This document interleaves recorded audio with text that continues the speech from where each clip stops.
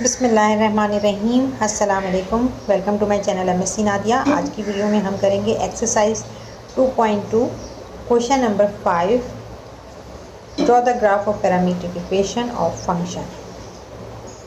इससे पहले के क्वेश्चंस मैं आपको करवा चुकी हूँ, मेरे चैनल पे मौजूद है।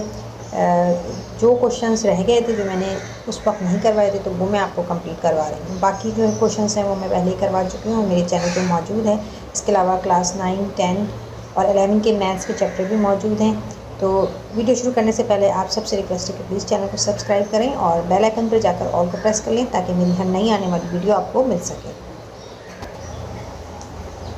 Exercise 2.2 question 5, draw the graph of parametric equations of function x is equal to a secant theta, y is equal to b tan theta, when a is equal to 3, b is equal to 4 and theta ranges from theta less than and equal to pi and theta greater than and equal to pi, minus pi।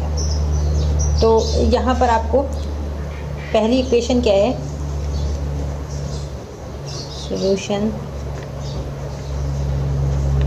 x is equal to, equation 1 है x is equal to a secant theta.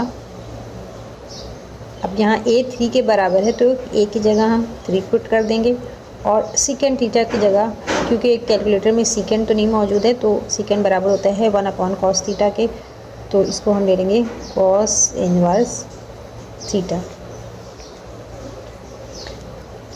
इसी तरह ये हमारे पास equation 1 हो गई। और यहाँ equation 2, ये इक्वेशन 1 है। Equation 2 y is equal to b tan theta. b कितना दिया हुआ है आपको, 4 वैल्यू दी हुई है, और tan थीटा चेंज नहीं करेंगे क्योंकि एज इट इज़ हमारे उसमें जो कैलकुलेटर में 10 मौजूद है। इक्वेशन 2, अब थीटा की वैल्यू वेरी कर रही है पाई से लेकर माइनस पाई तक। तो मैं आपको कल के लेक्चर में जो मैंने अपलोड किया था, उसमें मैंने आपको एक्सरसाइज 1 में भी बताया था कि थीटा जो है वो कितना, पाई थीटा एंगल है, और पाई किसके बराबर होता है, 1 पाई यहाँ तक कंप्लीट होता है। ठीक है, तो यहाँ ये पाई, और इसका अगर आप उलट ले लें, रिवर्स लें, तो ये माइनस पाई हो जाएगा। ठीक, तो इसी हिसाब से तो यहाँ हम थीटा की डिफरेंट वैल्यूज़ ले लेते हैं। यहाँ ये कितना हो जाएगा डिग्री, 180 डिग्री हो जाएगा, यहाँ पर 90 डिग्री, और यहाँ इसके दरमियान में हाफ कर लें तो 45, ये 45 डिग्री बन रहा है, ये 90 डिग्री बन रहा है, और ये 135 डिग्री। अब मैं ज़्यादा तफसील में नहीं जाऊँगी क्योंकि मैं आपको पहले भी बता चुकी हूँ एक्सरसाइज 1 में तफसील से, और ये 180 डिग्री बनेगा। ठीक है, तो इस तरह से आप इसको पॉजिटिव ले लेंगे एक दफ़ा और एक दफ़ा नेगेटिव ले लेंगे। तो यहाँ हम डायरेक्ट चार्ट बनाते हैं। यहाँ मैंने ये चार्ट बना लिया है। यहाँ पर आप थीटा ले लेंगे। थीटा आपके पास क्या है, -45 डिग्री माइनस, अच्छा अभी हम 0 से स्टार्ट लेते हैं। ठीक है, यहाँ 0 है, तो इधर आप क्या ले रहे हैं, 45 डिग्री, यहाँ 90 डिग्री, यहाँ 135 डिग्री, और यहाँ 180 डिग्री। और चूँकि माइनस पाई भी है, तो नेगेटिव में भी इन चारों वैल्यूज़ को लेंगे। यहाँ आ जाएगा -45 डिग्री, -90 डिग्री, -135 डिग्री, और ये हो जाएगा 180 डिग्री। ठीक, 180 डिग्री माइनस। तो इस तरफ में अपने पॉजिटिव लेनी है, इधर नेगेटिव लेनी है। अब आप इसको पुट करते जाएंगे इस इक्वेशन में, और आपको वैल्यू मालूम हो जाएगी। यहाँ 3 divided by cos theta, theta की जगह हम -180 ले लेंगे और उसका कॉस निकालेंगे और 3 से डिवाइड कर देंगे। तो यहाँ कैलकुलेटर आप साइंटिफिक ले लें, और यहाँ पर आपने कॉस दबाना है और -180।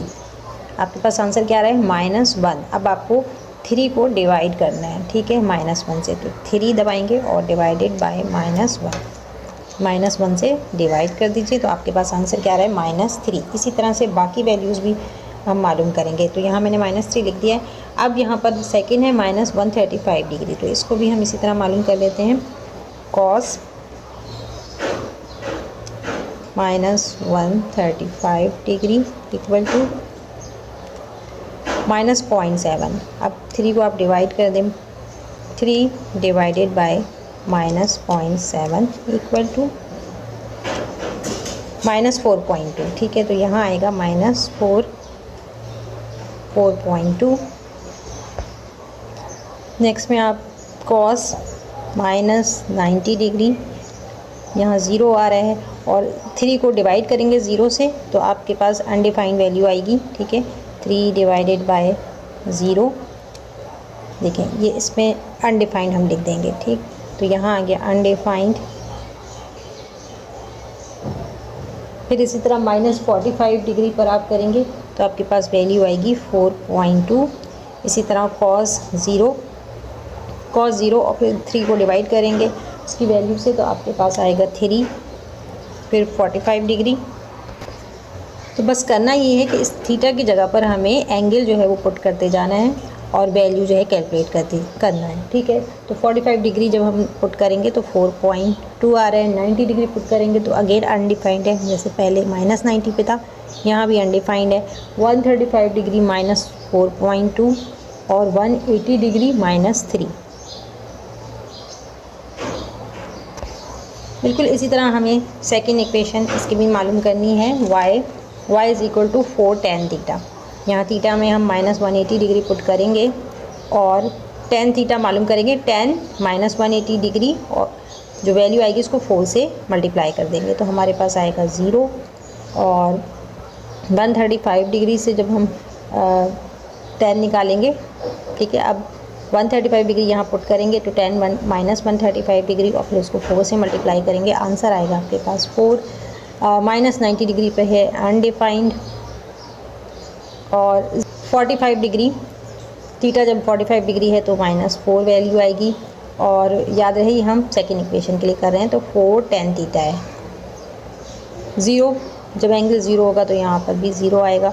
और 45 डिग्री पर 4 वैल्यू आ रही है और 90 डिग्री पर अनडिफाइंड है। 135 डिग्री पर -4 आ रहा है और 180 डिग्री पर 0। अब इस चार्ट को देखते हुए हम ग्राफ प्लॉट करेंगे। अब ग्राफ प्लॉट करने के लिए x पर देखें -3 है और y 0 है, तो x पे -3 ये रहा। इसके बाद है -4.2 x पर और y पर 4, तो -4.2 यहाँ पर है -4 और 4.2 ये रहा। ये x एक्सिस पे आ गया -4.2 और y एक्सिस पर 4 है तो ऊपर की तरफ जाएंगे हम। ठीक है, तो यहाँ पर आ रहा है, यहाँ पर निशान लगाएंगे। इसके बाद है -90 पे अनडिफाइंड है, छोड़ देते हैं इसे।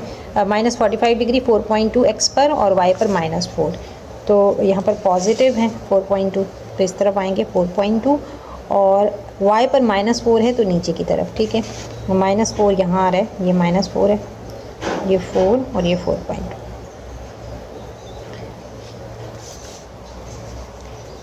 ज़ीरो पर x 3 है, y 0। x पे 3 आना है तो यहाँ पर ये x है और ये 3। 45 डिग्री x 4.2 y 4, दोनों पॉजिटिव वैल्यूज़ हैं। 4.2 ये रहा x पर और y पर 4 ये रहा। x पर 4.2 है और y पर 4, तो ये आएगा इधर। और इसके बाद 90 पे अनडिफाइंड है। 135 डिग्री पर -4.2 -4। ठीक है, तो x और y दोनों ही नेगेटिव हैं। x पर है -4.2, 4 ये रहा, 4.2 ये रहा और -4 नीचे की जानिब ये यहाँ पर, तो ये तो सेम है।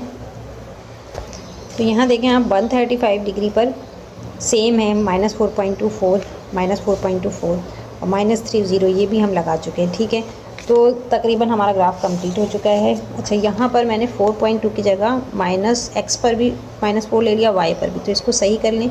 ये थोड़ा सा इधर आएगा इस तरफ हटके, यहाँ पर ये आ रहा है, ये -4.2 और ये 4।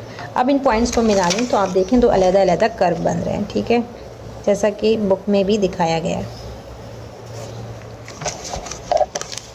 और इसी तरह ये दूसरे, तो ये अलग ही नज़र आएंगे और ऐसे ही बनाना था हमें।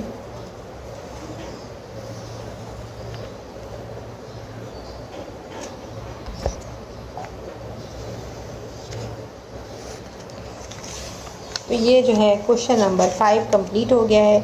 आई होप आज का लेक्चर आपको समझ में आया होगा। कोई भी सवाल हो कमेंट सेक्शन में पूछ सकते हैं। वीडियो पसंद आई हो तो लाइक और शेयर ज़रूर करें। चैनल को सब्सक्राइब कर लें और बेल आइकन पर जाकर ऑल को प्रेस कर लें ताकि मेरी हर नई आने वाली वीडियो आपको मिल सके। नेक्स्ट वीडियो तक के लिए अल्लाह हाफ़िज़।